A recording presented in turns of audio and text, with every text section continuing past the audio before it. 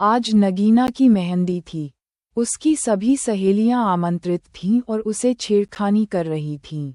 जीजू तो तुम्हें देखकर पागल ही हो जाएंगे, बहुत प्यारी लग रही हो। देखो, हमें भूल मत जाना। अरे, शादी होने दो। फिर देखना हमारा नाम तक भूल जाएगी और बस जीजू के साथ ही बात करेगी। सहेलियों की हंसी गूंज रही थी। चलो हटो, मेरी बेटी ऐसी नहीं है कि किसी को भूल जाए। उसकी माँ, जो ये सब देख और सुन रही थी, मुस्कुराती हुई आई और नगीना के सिर पर प्यार से हाथ फेरते हुए उसे ढेरों दुआएं देने लगी। ये खूबसूरत पल कैमरे में कैद हो गए। लेकिन जैसे ही नगीना की माँ अंदर गई, उसकी आंखें भर आईं। इससे पहले कि कोई उसके आंसू देखता, वह जल्दी से कमरे में गई और फूट फूट कर रोने लगी। बेगम, क्या हुआ? ये खुशी का मौका है और तुम रो रही हो। नगीना के पिता ने उसे गले लगाते हुए सांत्वना दी। हमारी बेटी महल में जा रही है, उसे दुआएं दो और चुप हो जाओ। नगीना ने लाल जोड़ा पहना था। उसकी नजरें झुकी हुई थीं और वह डोली का इंतजार कर रही थी। आज नगीना का रूप अलग ही निखर रहा था। शायद यह मोहब्बत का निखार था, जो सिर्फ नगीना ही महसूस कर सकती थी। उसका दिल कभी बहुत खुश होता तो कभी अपनों से बिछड़ने का दुख महसूस करता। इसी बीच मोबाइल की घंटी बजी। नगीना ने तुरंत स्क्रीन देखी। अरशद का नाम चमक रहा था। हेलो मेरी जान, क्या कर रही हो? अरशद की आवाज़ सुनकर नगीना मुस्कुराई। आपके आने का इंतजार कर रही हूँ। सच में? हाँ ना, सच में। अचानक नगीना को दूसरी तरफ से तेज शोर सुनाई देने लगा। अरशद, ये शोर कैसा है? हेलो अरशद, तुम मुझे सुन पा रहे हो? अरशद, बोलो ना, क्या हुआ? लेकिन कोई जवाब नहीं आया। बस शोर था और फिर कॉल डिस्कनेक्ट हो गई। नगीना ने कई बार कॉल करने की कोशिश की, लेकिन अब नंबर बंद हो चुका था। वह घबरा गई। क्या हुआ होगा? बेचैनी में वह उठी और खिड़की से बाहर देखा। सामने से आती बारात देखकर उसे सुकून मिला और वह वापस बैठ गई। निकाह का लम्हा। नगीना महरीन बिनते शकूर अकरम, क्या आपको यह निकाह कबूल है? मौलवी साहब ने 3 बार पूछा। कबूल है, कबूल है, कबूल है। निकाह मुकम्मल होते ही सभी ने मुबारकबाद दी। नगीना माँ के गले लगकर बिलख बिलख कर रोने लगी। फिर एक एक करके सभी से मिली और विदा हो गई। रास्ते में अचानक, रास्ता बहुत लंबा लग रहा था। अचानक गाड़ी झटके से रुक गई। अल्लाह! नगीना के मुंह से निकला। गाड़ी में बैठे सभी लोग घबरा गए। क्या हुआ? सर, मैं चेक करता हूँ। ड्राइवर ने उतर कर देखा। साहब, इंजन बहुत गर्म हो चुका है। मैं पानी डालता हूँ। थोड़ी देर बाद गाड़ी फिर स्टार्ट हो गई और सभी ने शुक्र अदा किया। ससुराल में स्वागत। जैसे ही गाड़ी रुकी, नगीना ने पहला कदम उतारा। सामने रोशनी से जगमगाता महल खड़ा था। जैसे ही नगीना ने घर में कदम रखा, पटाखों की गूंज से माहौल खिल उठा। अरशद की कजिन्स ने घेर लिया। भाई, पैसे दो। अरशद की कोई बहन नहीं थी, इसलिए वह अपनी कजिन्स को बहनों की तरह मानता था। भाई, हमें 50,000 चाहिए, इससे कम में बात नहीं बनेगी। अपनी दुल्हन से पूछ लो, अगर इजाज़त देती हैं तो ले लो। ओहो, अभी से जोरू का गुलाम बनने जा रहे हो। सभी हंस पड़े। अरशद ने हंसते हुए नोटों की गड्डी निकालकर दे दी। अब नाजुक कलियां नगीना को सुहाग कक्ष तक ले जा रही थीं और पीछे पीछे अरशद भी था। भाई, अभी बहुत वक्त है। आप कहाँ जा रहे हैं? एक लड़की ने शरारती अंदाज में कहा। अरशद मुस्कुराकर बाहर चला गया। पहली रात नगीना ने सजे संवरे कमरे में कदम रखा तो हैरान रह गई। गुलाब की पंखुड़ियां हर जगह बिखरी थीं। कपड़ों से भरी अलमारी, खूबसूरत लाइटिंग और हवा में बसी खुशबू। नगीना ने जो सोचा था, यह उससे भी ज्यादा खूबसूरत था। रात के 11 बज चुके थे। अब उसकी धड़कनें तेज होने लगीं। दरवाजे पर दस्तक हुई। अरशद अंदर आया। प्यार भरी बातें।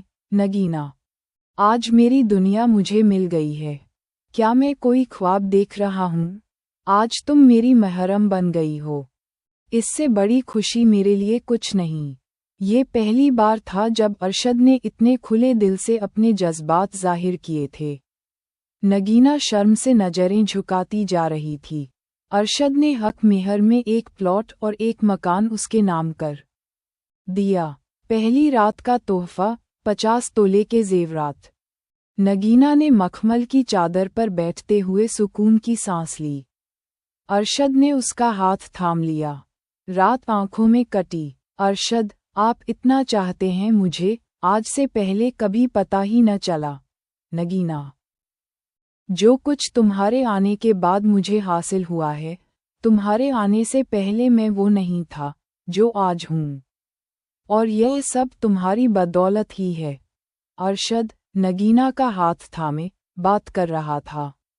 दरवाजे पर दस्तक हुई, जिससे पता चला कि सुबह के 6 बज चुके थे।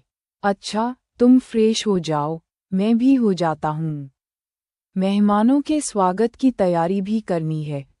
जी हस्बैंड साहब, अब आप जाएं, पहले फ्रेश हो लें। मैं बाद में हो जाऊंगी। एक ही दस्तक के बाद दोबारा कोई खटखटाहट नहीं हुई। शायद कोई सिर्फ वक्त बताना चाहता था। अब नगीना की हर रात हसीन और रंगीन रात में बदलने लगी थी। अम्मी जान, दवा का वक्त हो चुका है। नगीना ने ऑफिस जाना बंद कर दिया था। अरशद ने कहा था कि अगर वह ज्वाइन करना चाहे तो कर सकती है, लेकिन नगीना अब घर की जिम्मेदारियां निभाना चाहती थी। इसलिए उसने ऑफिस को अलविदा कह दिया। सास बहू की तकरार। जुबैदा नगीना से नफरत करती थी। उसके दिल में यह वहम था कि अरशद अब बदल चुका है और बीवी के इशारों पर चलने लगा है। मगर नगीना का दिल साफ था। वह रोज अपनी सास की देखभाल करती, उनके कमरे में जाकर दवा देती। अम्मी जान, कैसी तबीयत है आपकी? नगीना ने प्यार से पूछा।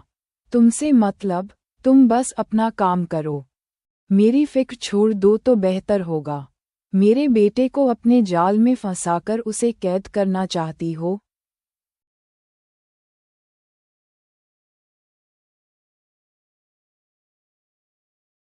जुबैदा गुस्से में थी। अम्मी जान, ऐसी कोई बात नहीं है। आप गलत समझ रही हैं। अरशद ने तो मुझे आपकी सेवा के लिए ही घर पर रखा है। बस बस, ज्यादा बातें मत करो। दवा दो और कमरे से चली जाओ। नगीना चुपचाप दवा देकर अपने कमरे में चली गई। शादी को 1 महीना हो चुका था।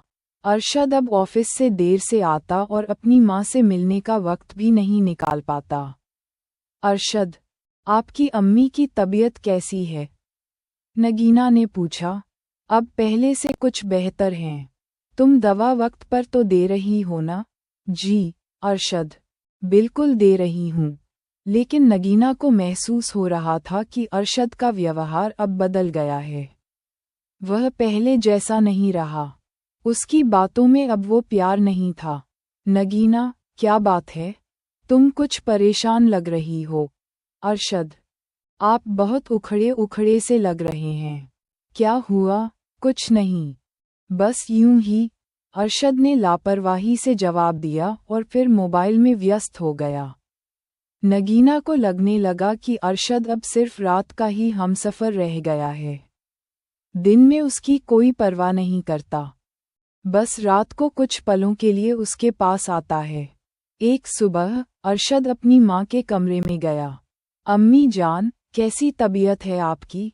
मिल गई फुर्सत, बस उस नागिन के पास ही बैठे रहते। मेरी तो कोई परवाह ही नहीं तुम्हें, जुबैदा ताने मारते हुए बोली। अम्मी, क्या बात कर रही हैं? नगीना ने कुछ कहा आपसे? अब क्या कहेगी, उसने तो तुम्हें मुझसे दूर कर ही दिया है। अम्मी जान, ऐसा मत कहिए, मैं नगीना से बात करता हूँ। रहने दो, अगर उससे कुछ कहा तो उल्टा मेरी ही बुराई करने लगेगी। अरशद को उसकी माँ की बातों ने विचलित कर दिया। अच्छा अम्मी, मैं एक काम करता हूँ, नगीना को उसके मायके भेज देता हूँ और आपके लिए कोई कामवाली रख देता हूँ। हाँ बेटा, यही सही रहेगा। अरशद ने तुरंत अपने नौकर राशिद को कॉल किया। हेलो राशिद, कल से अपनी बेटी महविश को काम पर भेज देना। जी साहब, बहुत मेहरबानी। कल से आ जाएगी। हनीमून की बात और नगीना का दर्द रात को अरशद जल्दी घर आ गया। नगीना, आज बाहर चलते हैं, डिनर बाहर करेंगे। ठीक है। तैयार होकर दोनों होटल पहुंचे, लेकिन वहां भी अरशद मोबाइल में ही व्यस्त था।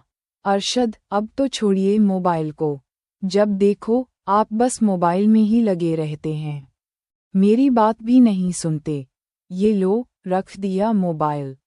अरशद ने मुस्कुराकर मोबाइल जेब में रख लिया। अच्छा, अब बताओ, हनीमून के लिए कहाँ जाना है? अभी नहीं, अम्मी की तबीयत सही नहीं है, जब वो पूरी तरह ठीक हो जाएंगी तब चलेंगे। नगीना की सोच अरशद से बिल्कुल अलग थी। नगीना के लिए प्यार का मतलब इज्जत और देखभाल था, लेकिन अरशद के लिए सिर्फ जिस्म की भूख। अच्छा, मैं 2-4 दिन के लिए शहर से बाहर जा रहा हूँ, तुम चाहो तो अपने मायके चली जाओ, लेकिन अम्मी का ख्याल कौन रखेगा? अरे, तुम इस बात को छोड़ो, महविश सब देख लेगी, मैं सुबह तुम्हें मायके छोड़ दूंगा। ठीक है अरशद। नगीना का मायके लौटना। अगले दिन जब नगीना अपने मायके पहुंची तो दरवाज़ा खोलते ही उसकी माँ ने उसे गले से लगा लिया। मेरी प्यारी बेटी, आओ, कैसी हो? मैं ठीक हूँ अम्मी, पहले की तरह हमारा दामाद नज़र नहीं आ रहा। उन्हें ज़रा काम था अम्मी। इतने में उसके पिता भी आ गए। देखो कौन आया है, मेरी प्यारी बेटी। उन्होंने नगीना को गले से लगाया और माथा चूम लिया। लेकिन अरशद कहाँ है? नगीना बस हल्का सा मुस्कुरा दी, पर दिल में एक टीस सी उठी कि क्या अरशद को उसकी कोई परवाह भी है।